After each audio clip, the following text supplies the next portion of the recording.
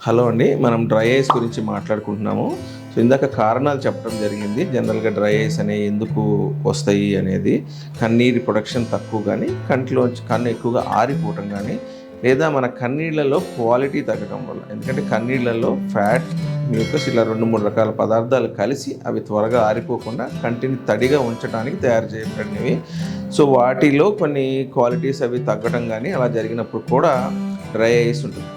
అయితే dry ice ఉన్న వాళ్ళకి ఎలా ఉంటుంది? సో డ్రై ఐస్ ఉంటే కన్ను ఆరిపోయినట్టుంది అని కొంతమంది అంటారు. చాలామంది కంట్లో ఇసుక ఉన్నట్టుంది, కంట్లో ఏదో ఫారెన్ బాడీ ఉన్నట్టుంది, రెప్పల కింద ఏదో గుచ్చుకుంటున్నట్టుందండి, లేదా కళ్ళు మంట పెడుతున్నాయి, నొప్పిగా ఉన్నాయి, ఇటువంటివన్నీ చెప్తూ ఉంటారు. సో వీటికి మోస్ట్ కామన్గా ట్రీట్మెంట్ ఏంటి అంటే ఒక simple eye drops, lubricant eye drops అని ఉంటాయి. అందులో 2-3 క్వాలిటీస్ కూడా ఉంటాయండి. Low strength, medium strength, high strength అని.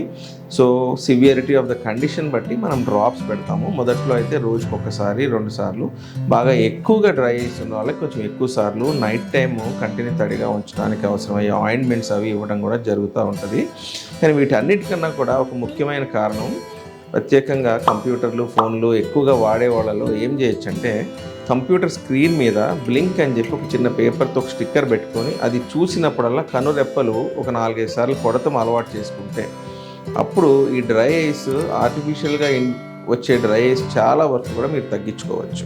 ఎందుకు అంటే స్క్రీన్స్ ఎక్కువ చూసే వాళ్ళలో కనురెప్పలు కొట్టడం న్యాచురల్గానే తగ్గిపోతూ ఉంటుంది. సో కన్ను ఆరిపోయిన ఫీలింగ్ చాలా ఎక్కువ ఉంటుంది.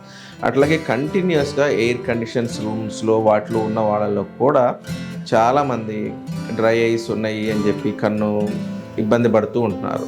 సో ఇందులోనే కంప్యూటర్ విజన్ సిండ్రోమ్ అని కూడా ఈ మధ్య ఒక పేరు ఇవ్వడం జరిగింది. ఇది ఎక్కువగా కంప్యూటర్ చూసే వాళ్ళలో కంటి వల్ల వచ్చే బాధల్ని కంప్యూటర్ విజన్ సిండ్రోమ్ అని చెప్పడం జరుగుతుంది. వీళ్ళందరికీ కూడా ఏదైనా ఉపశమనం కలిగించే ఐ గ్లాసెస్ ఇవ్వడం కానీ లేదా డ్రాప్స్ ఇవ్వడం కానీ జరుగుతుంది.